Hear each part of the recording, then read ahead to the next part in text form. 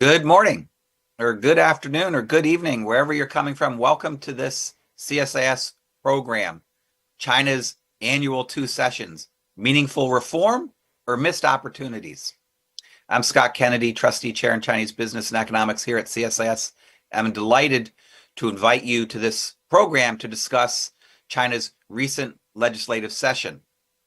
Now, the National People's Congress, China's legislature, began their annual session on March 5th, 9 a.m., with Premier Li Qiang presenting the government work report annual address that the premier gives. On the other side of the globe, just as he was finishing, President Trump entered the Capitol and the House chamber for his speech to a joint session of Congress. Talk about contrasts. But there were also some surprising similarities. And my colleague Ryan Featherston and I issued a little blog post a couple days ago outlining those. And so it was a really interesting split screen moment. But we're not going to focus on that split screen today. Our purpose here isn't that kind of comparison, but a breakdown of the NPC in the context of Chinese politics, foreign policy, and its economy. This is a joint event that the trustee chair is co-organizing with CSIS's China Power Project, with an assist from the Brookings Institution in the person of Jonathan Czin. I'm going to introduce the panelists that we have brought together today to break down the NPC. We'll then have them offer opening remarks, and then I'm going to pass the baton to my colleague Bonny Lin, who will moderate the Q&A for the rest of the program. All of you watching live online can go to csis.org to the event webpage and input your questions, and we will get to them when we get to the discussion section of this program. Let me first introduce our speakers. As I already alluded to, Jonathan Czin is the Michael H. Armacost Chair in Foreign Policy Studies and a fellow in the John L. Thornton China Center at the Brookings Institution. He's a former member of the Senior Analytics Service at the CIA, where he's one of the intelligence community's top China experts. And from 2021 to 2023, he was Director for China at the National Security Council. Bonny Lin is Director of CSIS's China Power Project and a Senior Advisor at CSIS. She previously was with the RAND Corporation, and from 2015 to 2018, she served in the Office of the Secretary of Defense. Ilaria Mazzocco is Deputy Director and Senior Fellow with the Trustee Chair in Chinese Business and Economics here at CSIS. She has over a decade of experience researching industrial policy, Chinese climate policy, and the interaction between the energy transition and economics and national security. And prior to joining CSIS, she led research on Chinese climate and energy policy for Macro Polo. I think a question for all three of you and me when it's my turn is, I guess, four things. What was most notable about the two sessions? What was new? Second, will it make a difference? Was the analysis or the promises that they made, are we going to see changes in China and its relationship with the world because of those, because of the two sessions? Third, what was the reaction from the Chinese public, business community, and others? Did this boost confidence in China's direction, or did it help ensure additional promise fatigue?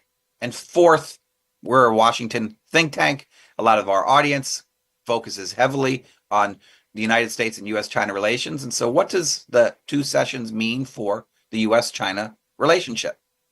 As I mentioned, we'll have John go first, then Bonny Lin, Ilaria, and then myself, and then I'll hand things over to Bonny for the Q&A. So, John, thank you for joining us for this event. We look forward to your comments.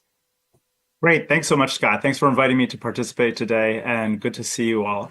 So I know we're going to delve into the particulars of the NPC during this session, but what I wanted to do to start the conversation off is take a step back from the NPC and situate it in the broader arc of Xi's third term in office. It's a natural point for doing so because we are now roughly at the halfway point of Xi's third term.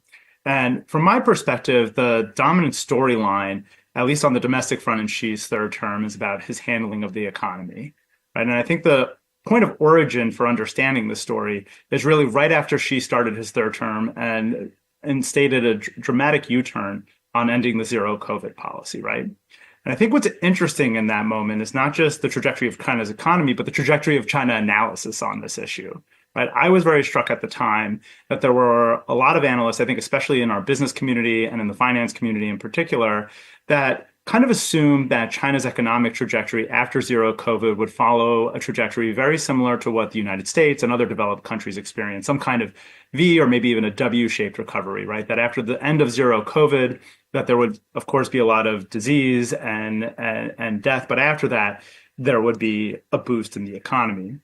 And I have to say, I thought at the time that that assessment was mistaken. And I think it failed to appreciate, number one, how different China's economic circumstances were going into the pandemic and the ways in which both the pandemic compounded a lot of the structural problems in China's economy and exacerbated the tensions. And it wasn't just the pandemic itself, it was zero COVID as well, especially the impact it had on local finances. So I think what we've seen then, if you fast forward to the third plenum last July, which was much delayed, is that toggle between, hope and despair about what kind of reforms might be coming down the pike. I think the frequency of that toggling has become much faster over the last 9 months or so, right? Because I think what we've seen again and again is this kind of iterative expectation that the government, because of the doldrums that they're facing and the problems they're facing at home, is going to instantiate some kind of robust stimulus package focused primarily on propping up domestic consumption. But I think what we've seen time and time again is that the leadership, and I think Xi Jinping in particular, are very loath to go in that direction. And I think because we're now at the halfway mark in this third term, I think it's useful to kind of bracket the economic questions, right, and the prognosis and set that aside for a moment and try to see how this problem set looks from Xi Jinping's desk and try to understand why he's taking this course, right? And so from my perspective, I think there are really 5 factors that are driving Xi Jinping's approach to the economy at this moment. I think the first one is ideology, right? We know at this point in Xi Jinping's career that he is a very ideological person and he views things through a very traditional Leninist prism. And I think what's going on here is that Xi, as I know Ilaria is going to speak to, is very focused on the high-tech and manufacturing as the key to ameliorating China's economic situation, right? And I think on the flip side, I don't think he's as concerned about what's happening in the real estate sector. I actually thought the last month of January, the juxtaposition of headlines about both DeepSeek rattling Silicon Valley and Wall Street at the same time that Vanke, one of China's largest real estate companies, was taking a giant hit, that to me kind of encapsulated the kind of economy that Xi Jinping is looking at. I think that's only a slight embellishment. I don't think he welcomed Vanke's troubles. But I think from his perspective, what's been happening in the real estate sector, which has been the locus of so many of China's economic problems, to his mind, I think this is late stage finance capitalism run amok, right? And I think the fact that a lot of these companies are taking a haircut, I think he's okay with that. He's comfortable with that, which was why there hasn't been more done to alleviate the situation, right? The way they talk about it is stabilizing it. And I think some of the reason for that is biographical. And this gets to my next driver of what's driving all this, right? I think you have to look at Xi Jinping's tenure in its totality and be mindful of the fact that Xi Jinping came into office or became the heir apparent just before the global financial crisis, right? And I think even though China got a lot of accolades for weathering the global financial crisis better than a lot of other countries, including the United States, on the back end of that, there was a lot of criticism from Western economists as well, that all China had done was flood the zone with debt, exacerbate a lot of their existing debt problems, and kind of kick the can down the road. So I think from Xi's perspective, I think he feels like he's going to be criticized either way. If he goes for a dramatic stimulus package akin to what they did in the wake of the global financial crisis, there will be criticism for not addressing some of the underlying problems. And on the flip side, if he goes with austerity, or stabilization, which is what he's been doing for most of his tenure, he'll also get criticism. So he might as well just go with the trajectory that he prefers to go to anyway for ideological reasons. I think the third factor that's driving Xi's decision making on all this is the politics. We know she has a certain appetite for risk, unlike his predecessors who scrambled anytime there was kind of an economic downturn. But because she is in his third term, and because he's basically stacked the economic and political leadership with people he's known for decades for the most part, I think he thinks that he's politically unassailable at this point in his third term. Who's going to have the temerity to criticize him or his economic policies at this point? So I think he's taking a calculated risk here, right? And I think he thinks that he can afford to take this risk at this moment in his tenure in office. I think the other driver, to the extent that he has pivoted, it's really been about governance issues and politics rather than the underlying economics. So I was really struck by the September Politburo meeting, which was unusual in that it was focused on economics in that particular instance.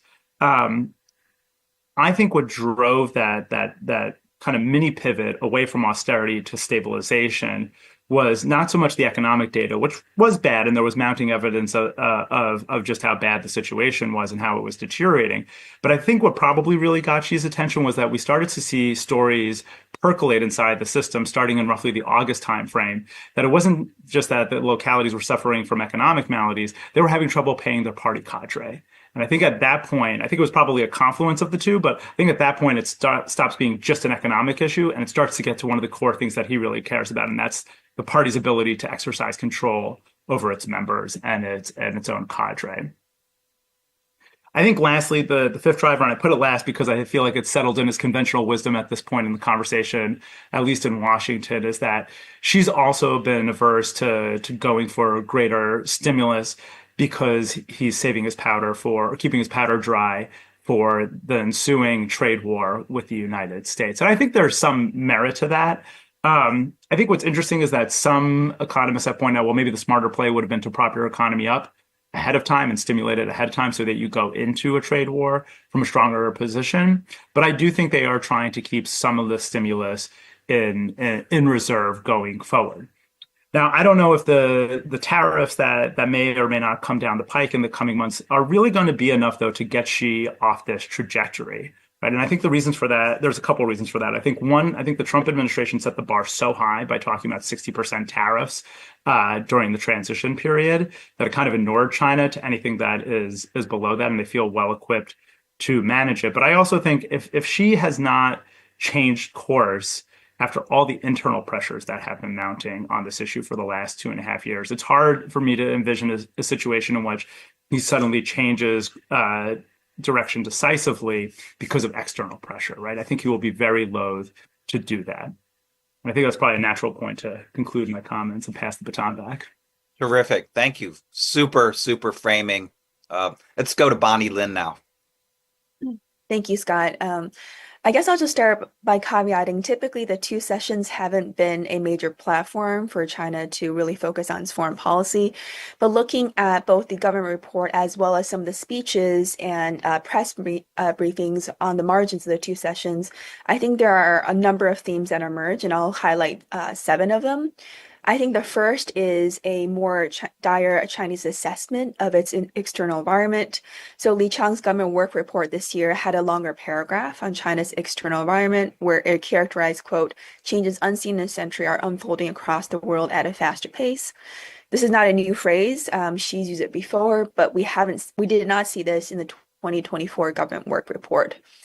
This year, we also saw in the work report phrases that note that China's external environment has become increasingly complex and severe, and factors are causing geopolitical tensions to remain numerous. And then some of this was elaborated during Chinese Politburo Foreign Minister Wang Yi's press conference on March 7th, where he more or less accuses the United States of undermining existing order and norms. I'm not going to repeat all the words that he uses, but I think it's pretty blunt in terms of how he characterizes the U.S. role now. And that relates to the second theme, which is we see growing concern from the press statements, Wang Yi and others, about U.S.-China relations. I think during his press conference on March 7th, Wang Yi reserved some of the harshest words for the United States. He said that no country should fantasize that it can suppress China and maintain good relations with China at the same time. such two-faced actions are not good for the stability of bilateral relations or for building mutual trust. So if we had any doubt on how they assess where we're going, I think he was pretty clear here. He also listed a number of things that China had problems with the United States about. I'm not going to list all of them here, but that includes he's questioning whether the United States will benefit from our trade war and tariffs. He's calling out our deployment of mid-range capability missile systems to the region as a disruptive factor. I think a third theme that we saw from the two sessions was a doubling down on strong China-Russia relations. And again, I don't mean to draw too much from Wang Yi's press conference, but again, the two sessions has typically not been a time where China really rolls out or focuses that much on foreign policy. But during his press conference, Wang Yi made clear that no matter how the international landscape evolves, the historical logic of the China-Russia friendship will not change, and its internal driving force will not diminish. And he noted what the two countries celebrated last year, and that this year they will be celebrating the 80th anniversary of victory in World War II, and both China and Russia will be commemorating it. I think it's also useful to note in the lead up to the two sessions, we saw Xi and Putin have a phone call right around the anniversary of Russia's invasion of Ukraine. And then, of course, after Russia met with U.S. Counterparts in both Saudi Arabia and Turkey, we saw Putin send one of his senior aides to Beijing to brief Xi about these meetings. So in other words, we don't see any signs that the increased engagement or willingness of the Trump administration to engage with Russia has altered China's assessment of the importance of Russia. The fourth theme that I saw during the conference, during the two sessions, was a PRC desire to take advantage of transatlantic tensions or rifts. Again, here we see sort of a bad cop, good cop playing between Wang Yi and China's special envoy for European affairs, Liu Shaye. Wang Yi noted in his press conference the 50th anniversary of China-EU diplomatic ties, and how when Xi Jinping engaged with European Council President Antonio Costa, he mentioned that given the changing international situations, China and EU have more reason to renew their purpose in establishing diplomatic relations, enhancing communication and trust and partnership. And then, of course, for the very typically more frank Chinese envoy to Europe, he said that he was appalled by President Trump's treatment of Europe, and European friends should reflect on this and compare the Trump administration's policies with those of the Chinese government. And of course, he characterized China as a much better and cooperative partner. I think a fifth theme that emerged in foreign policy was China's willingness to work much more with the global South, an area where Beijing believes the United States is increasingly neglecting. So again, this was emphasized during Wang Yi's press conference, where he mentioned that the Global South should stand in unity, and now the Global South holds the key to bring stability in the world, particularly given all the profound changes and uncertainties. I think what's interesting in terms of all the things that he listed that China wants to do with the Global South is he referenced 8 actions that Xi Jinping committed to last November after the results of the US election were clear. I don't have time to detail all the 8 actions here, but one of the actions I think was probably intended on China's end to portray a stark contrast between China and the United States. And one of them was the decision to give all least developing countries that have diplomatic relations with China zero tariff treatment for 100% tariff lines, right? So you can imagine the message of China portraying itself as opening up, decreasing tariffs compared to the United States.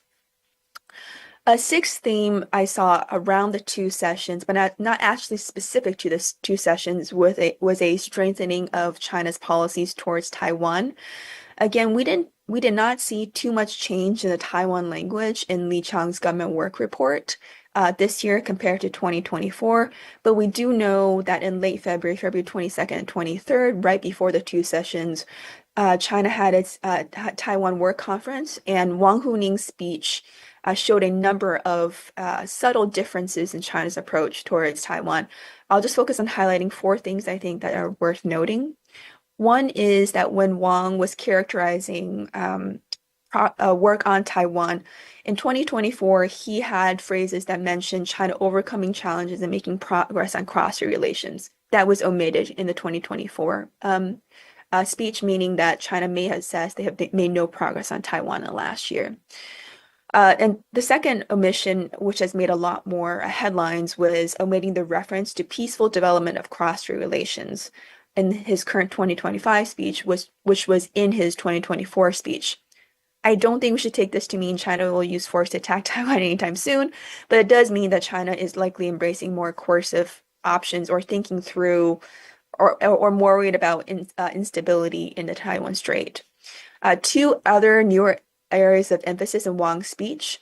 He included in this year a statement that China should resolutely attack Taiwan's provocative actions and create, this is my loose translation, create the momentum and perception that China will unify with Taiwan.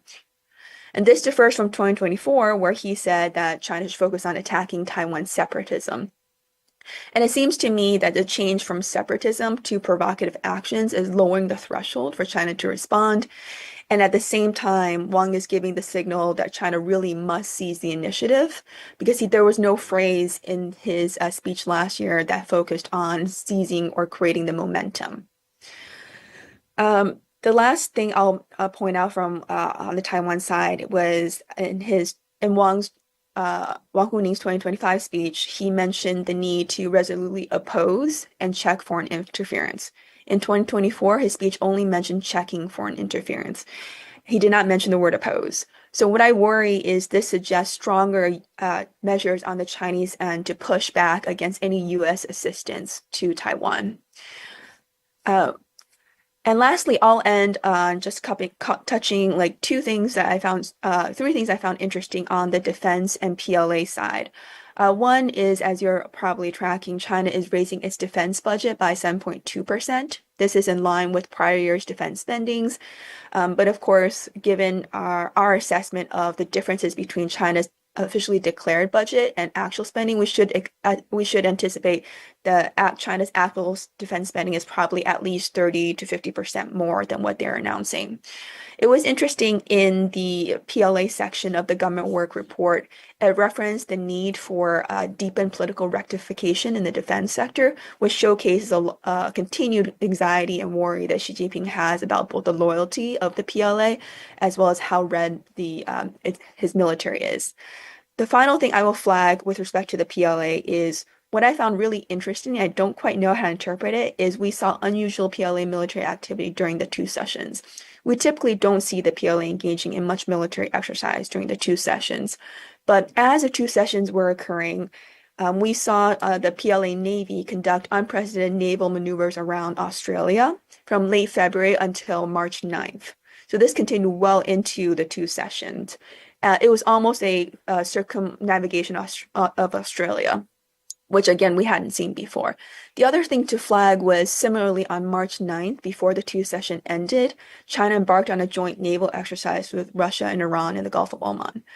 We have seen China engage in similar exercises with Russia and Iran after the two session ended, including last year in 2024. But this is the first time, to my awareness, that they've commenced this exercise even before the two session has ended. So I don't quite know how to interpret this, but I think maybe one way to view it is that the PLA is generally more active now, and they are now even engaging in operations when the PRC leadership are busy in participating in key political meetings. So I'll wrap up here. Thank you, Scott. That's super helpful, Bonnie. You identified a lot of areas of continuity, but also raised some worrying potential new trends that we haven't seen before. And I know we'll come back to those when we get to the Q&A and the discussion. If you don't ask yourself, we're going to ask you, and hopefully others will as well. Let's turn now to Ilaria Mazzocco, who's going to talk about tech and other elements of the two sessions. Ilaria, over to you. Thanks, Scott. I'm going to talk a little bit about tech and then a little bit of climate and technology, climate and energy, which I think are somewhat related. So I think, the two sessions, as well as several documents and speeches we've had in the past few months really highlight that, techno-industrial policy is still on, right? And I think, there definitely is a lot of emphasis now on consumption, but the long-term goal still really seems to be upgrading China's manufacturing, advancing emerging technologies, and then also diffusing those technologies throughout society. So we see an emphasis, I think, in the work report and the NDRC report, and also I think in some of the press conferences. I would highlight the one on Thursday, the 6th, with several economic ministers in charge of economic affairs. They really sort of emphasized and focused on ecosystems, thinking about how manufacturing can then integrate with new technologies. There's continuous highlighting of how China's goal is to get new breakthroughs. And I would say DeepSeek is really sort of emphasizing, I think, a lot of the positivity on China's progress in these areas, as it should, right? I think DeepSeek was pretty surprising, I think, for many, and it was certainly a big win for Chinese technology. But then I think there's a lot of talk about manufacturing and a lot about new emerging technologies, right? Thinking about technologies that right now aren't really even on the radar. So I think then there's you see emphasis on skills, education, actually financing more of this research. And the finance piece, I think, is quite interesting. You have a lot of talk about how to ensure that companies that are conducting advanced R&D can actually continue to receive funding for this. There was the announcement of a national venture capital guidance fund, of a new technology board for issuance of bonds. I think, to me, this is the sort of the next phase of industrial policy or techno-industrial policy, right? Where we're really moving away from grants and tax cuts and tax credits, which still exist in the Chinese system and are a big deal. But I think, those really matter much more for some of the more legacy industries. But when we're looking at these new companies, really, I think the Chinese government is trying to think of more sophisticated systems that can enhance their performance and international competitiveness. So I think, that really it really stuck out to me. I will say that, to me, the Xi Jinping's sort of economic strategy, as John alluded to, it's really underpinned by this high-tech growth and sort of long-term benefits of investment in high-tech areas. And the idea is that eventually you get this payoff of these advanced technologies that bring you this efficiency gains, and productivity gains throughout society. Now, AI is probably the best bet on achieving that, right? Much more so than, say, airplanes or cars or wind turbines, which are obviously other areas that have benefited from industrial policy. And I think, there's emphasis and continue to talk about, for example, the AI Plus initiative. And this is really about integrating and diffusing the technology throughout society in different sectors. I will note, for example, the way in which the government is thinking about some of these technologies is electric vehicles are not discussed in the energy and climate section. They're discussed in the AI section. And it's because they're seen as highly compatible with connected vehicles and smart vehicles. So the actual term is intelligent connected new energy vehicles. And the discussion is about how they can integrate more of this these different technologies in across different areas and then get higher benefits and more competitive results. So I think that's the context that in the technology area, and we can definitely talk more about the implications of that.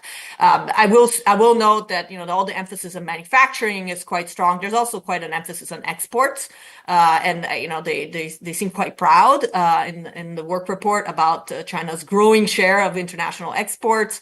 That's obviously going to continue to be a challenge for some of China's trading partners. But let me shift to sort of energy and climate very quickly. I think the climate goals are still on the agenda. They're still there. They are certainly less prioritized than economic goals, but that's always been the case. So that's not a surprise.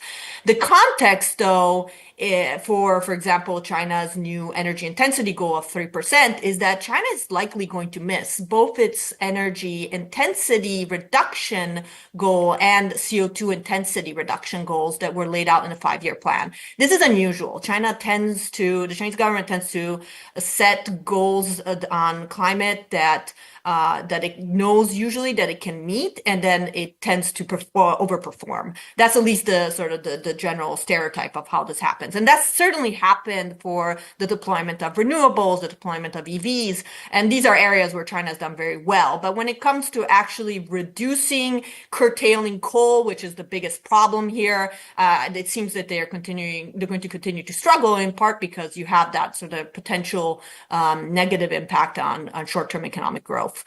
Even though this is going to be, a long-term problem, and it is going to be eventually an issue for the Chinese government as it enters the next 5-year plan, because the goal is to shift to carbon emission control and reduction eventually in the next 5-year plan. So that's a shift in how governance of energy happens in China, and then also its goal. And so that's going to be something to watch on how they manage that.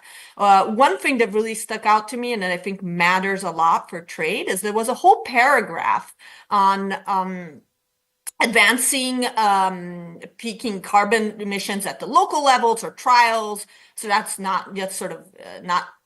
new, but quite interesting, but nothing really shocking. But what's really interesting is the zero carbon industrial parks and factories, and then the expansion of the emission trading system, and then also the launch of more carbon emission statistics and accounting, labeling, etc. All this really matters for trade with Europe. The carbon border adjustment mechanism in Europe is going to enter a new phase in January. You have a battery passport coming into place, which also really requires a lot of information and data on the carbon footprint of manufacturing. France has now linked EV subsidies domestically to the carbon intensity of production of electric vehicles. And that's something that a lot of other countries in Europe are also considering. That's definitely being discussed a lot. So all that puts a lot of pressure on China to figure out, at least in the long term, right? And there may be adjustments in the short term in Europe as well. There's certainly discussion about loosening some of these requirements. But I think in the long term, you see how the government is starting to put in place the institutions that would allow it to at least, speak the same language as the European Union, which is quite interesting because it will, in the long term, put China and Europe on a much more similar path when it comes to how they manage carbon compared to, for example, the United States. So I think that's certainly an area to watch. There have been some signs of this in the past, but I think it's quite interesting that we're certainly moving more and more in that direction. So I'll stop there. Terrific. Well, thank you, Ilaria. All three of you have offered some terrific comments and analysis. Let me see if I can fill in a couple blanks or add to some of the things that you've already said. I don't think I'm going to say anything that is particularly different, but just to add a couple things. Let me try to make 4 points about sort of what I see has happened at the two sessions and the broader context in which to view them. I think the first thing is that, the purpose of the National People's Congress legislative session is to convey a message. It's not to debate and to, from scratch, come up with new ideas about what to do. It is to convey a message about things that have already been decided and signal where China's policy is going to go for the coming year. And that was really clear. And that's an intentional goal. There's also unintentional signaling or things that occur without anyone actually saying anything that convey important messages. And I think it was interesting that on the, at the wrap up, that the head of the National People's Congress, Zhao Leji, was not there because he apparently was ill. And I think he probably was sick, and we've seen him since, but it just speaks to the cohort of people that are running China. In addition, at the very end, the premier has historically given a press conference and answered questions that were very wide-ranging. And for the second year in a row, the premier did not do so. That's a shift, and it is a clear signal that the person sitting on the stage behind the premier is fully in charge, and that no one else is really going to represent China as a whole. I think the second big point I wanted to make has to do with a clear for what I could tell is that the Chinese leadership now recognizes that there are real problems in China's economy, but their solution to those problems are not radically different from the policies that they were pursuing before they recognized that those problems existed. So there's a significant portion of the government work report and in the conversations in the various meetings amongst the provincial groups that occurred over the course of the time and amongst the media and others, that China faces significant headwinds internationally because of growing tensions with the United States and the West. And domestically, as they describe it, that the foundations of growth are not strong. And in particular, the huge problem holding back growth is insufficient domestic demand. Now, that is what other people have been saying for a very long time. And the Chinese leadership over the last 6 months has increasingly been recognizing that as a challenge, maybe partly for economic reasons, partly for the political reasons that John mentioned in his remarks about difficulties paying officials, but nevertheless, a clear awareness. And I'm surprised positively by their explicit recognition of these challenges. And we see the intensity of their recognition growing over the last 6 months. The Central Economic Work Conference in December very clearly identifying these challenges, in the Provincial People's Congress meetings leading up to the national meetings, highlighting these challenges. And we've seen that again and again. That said, their solution for addressing domestic demand is not what most folks outside the system and traditional economists would suggest. Most folks think that the primary way to address domestic demand in China is to deal with the challenge of precautionary savings. Chinese household savings rates are immensely high. And that's because they have to save for rainy days, for education, for health care, because the value of their primary asset, their homes, has declined dramatically, that they are worried about the future, and that to stimulate domestic demand and household consumption, you have to reassure them that they don't need to keep so much precautionary savings. That's the dominant suggestion for policymakers. But China's leadership has decided that the real problem for domestic demand is supply, that there's not enough good things for Chinese people to buy, and that if you had greater supply of these things, they would spend more. And as they say in the report, and I quote, "We will continue to deepen supply-side structural reform, address structural gaps between consumption and supply, and do more to steer and generate demand through high-quality supply." And so the answer to every question is high-quality supply. So China, a few weeks before the session, the leadership had a meeting with the private sector to try and reassure the Chinese private sector, everyone else in China and the world, that they had finished whatever kinds of policy punishments or of the private sector, and that they were giving pride of place to the private sector. And so you saw Jack Ma and other private sector leaders there meeting for the first time publicly with Xi Jinping in many years. But I don't know how convincing that was as a signal that Chinese leadership had decided that really you need to depend on the private sector to drive the economy's growth. In the area of education, which a lot of people think is really a fundamental source of China's economic weakness, and that you need to increase spending dramatically in urban areas, but especially in rural China, where so many Chinese do not even finish high school. The very first sentence of the section on education does not focus on investing more in education. It's about politics.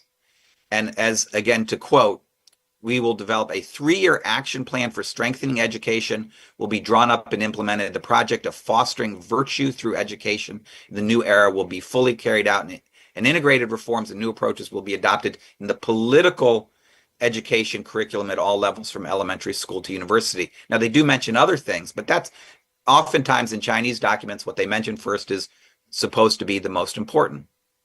Healthcare. Chinese people spend a lot on healthcare. This section of the government report says government subsidies for basic medical insurance for rural and non-working urban residents will be raised by a further 30 yuan per person, and subsidies for basic public health services will be increased by 5 yuan per person. I don't know about you, 30 yuan, which is, I guess, about $4, doesn't seem to cut it to really move the needle on allaying the fears of Chinese households that they can address their healthcare needs. They're going to need to spend a lot more. So I think there's concern that they are not shifting policy, even though they recognize how significant the problems are. And this goes again back to what John said, is that the ideology of the leadership and what they think is the right way to govern the economy generally, and in the context of growing tensions with the United States, means that they have set upon a course and they are not going to radically deviate. And they've got a lot of reasons to prove that they are doing right, which is all of the high-tech successes that Ilaria pointed out, and some of the new foreign policy and security and defense actions that Bonny has pointed to. China is continuing step by step to become stronger, to be more important in high tech, and that seems to be a plan that the leadership has determined is working, and that eventually others will come around to recognize that as well. The last point I wanted to make is that despite what economists and others who question China's choices in these directions say, this is a leadership with some real luck. And their luck right now is that split screen between the continuity and stability of their leadership in China and what is occurring on the other side of the globe in the United States. And what many Chinese people think is the United States' own version of a cultural revolution. And all of the changes and disorder occurring inside the US government, in financial markets, and anxieties between the United States and its allies. And by contrast, China is steady as she goes. I was at a conference in late February in Miami, a conference I go to every year. And 2 years ago, that debate in that conference was about, is China investable? And there was no conclusion about that. This is institutional investors from around the world. Last year, when I went to that conference, the debate was answered. China was not investable, and institutional investors were reducing their investments in China through various different mechanisms. This year, people weren't talking about China at all.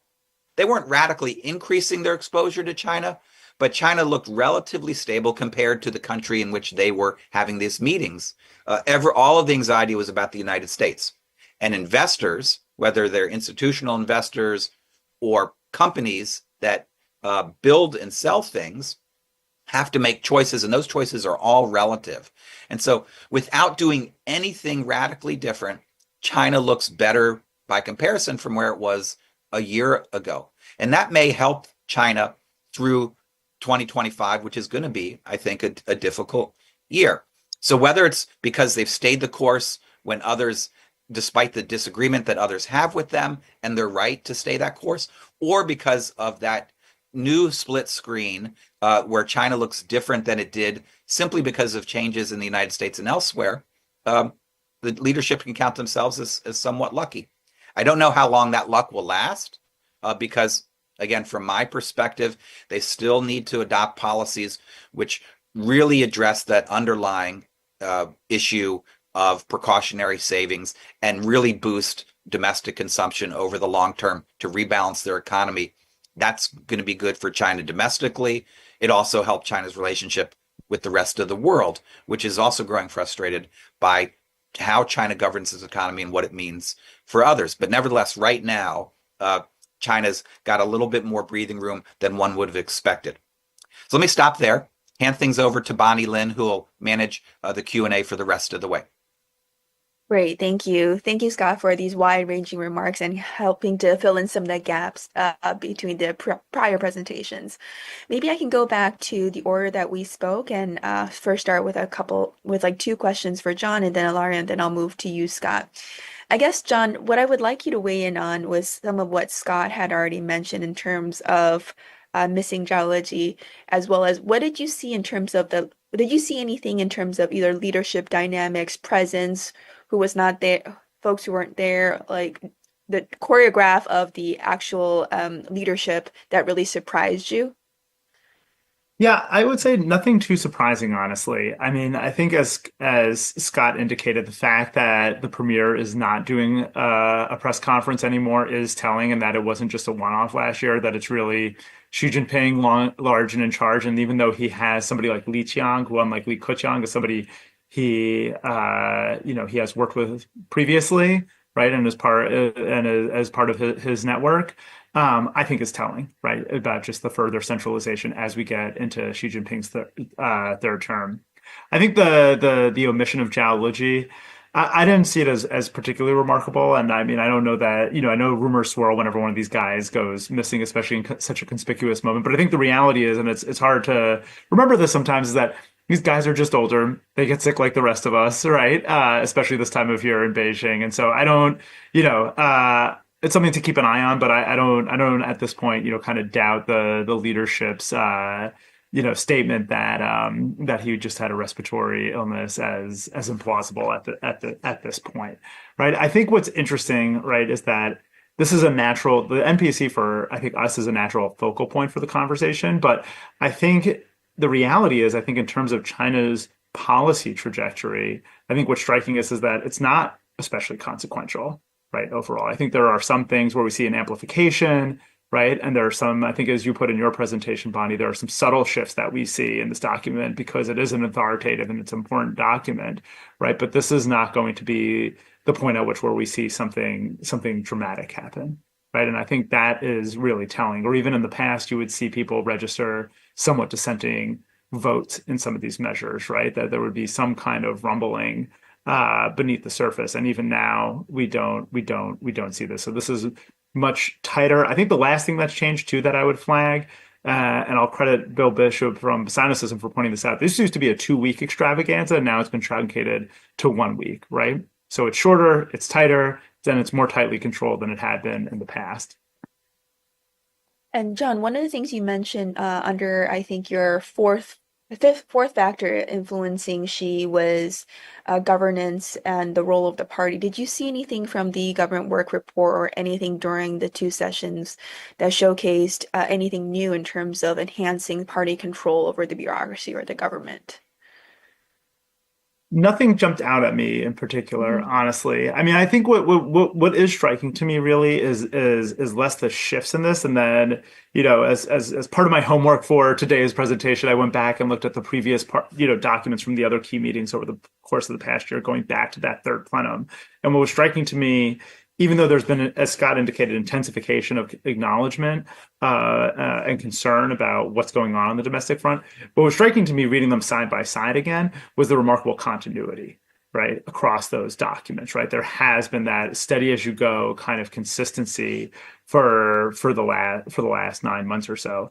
I think what'll be interesting going forward, actually, and what I'm waiting for is when they're going to do the next plenum.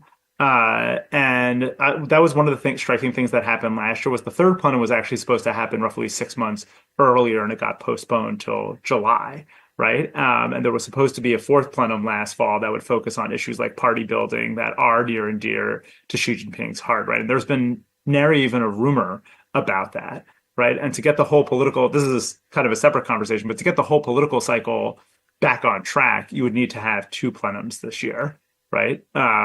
So I think that is interesting, and I think for any major developments on that front about party control, that's going to be where we see it, right? That's going to be the next turn of the crank. Great. Thank you, John. Ilaria, let me move to you. So I had a quick clarification. When you were talking about China and beginning a next phase of techno-industrial policy, I may have lost exactly what you identified as this next phase. And maybe it seemed like a pretty important development that you were mentioning. Maybe you can elaborate a little bit more on what is part of this next phase and what do you see as the different elements in this phase? Sure. Yeah. And I don't think this is something that's been launched during this, 2 sessions. I think this is like an evolution, basically. And it's been happening for some time. I'm just, when we talk about industrial policy, historically, it's, we talk about subsidies, we talk about maybe accessing loans, right? But I think now China has been increasingly over the past few years moving towards, establishing specific funds that are, government guided funds that direct funding towards specific types of companies, specific kinds of industries.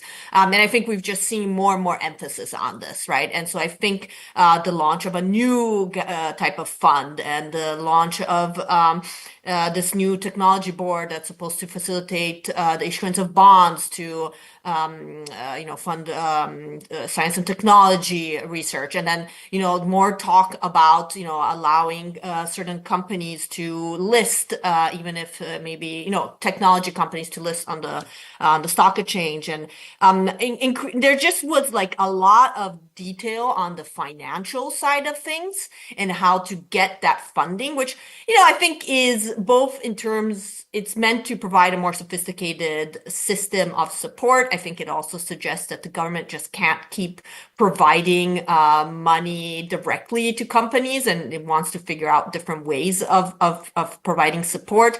But I think, it just all emphasizes that they're still thinking very much about how to prioritize and support science and technology and advanced technologies that they've identified as prioritary. And I think the implicit implication of this is something that Scott was pointing to, is there's always trade-offs, right? Eventually the money is going to have to come from somewhere.